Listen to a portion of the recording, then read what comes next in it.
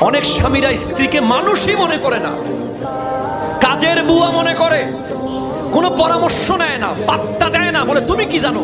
অথচ আমার নবী খাদিজাতুল কুবরা রাদিয়াল্লাহু তাআলা আনহাকে ডেকে বলছেন, খাদিজা আমার কাছে এগুলো কি আসছে, কি দেখছে তুমি একটু বলো। উম্মুল মুমিনিন খাদিজাতুল কুবরা রাদিয়াল্লাহু তাআলা আনহা বলছেন, ওয়াল্লাহি লা ইয়াহজিকাল্লাহু আবাদা ইন্নাকা লাতাসিলুর রাহমা ওয়া তাহমিলুল কাল্লা ওয়া তাকসিবুল মাদুমা ওয়া তাঈনু আলা নওয়াইবিল হক। আল্লাহর শপথ করে বলছি, আল্লাহ আপনাকে কোনোদিন চিন্তিত করবে না। আপনি তো সেই ব্যক্তি যিনি গরিবের পাশে দাঁড়ান,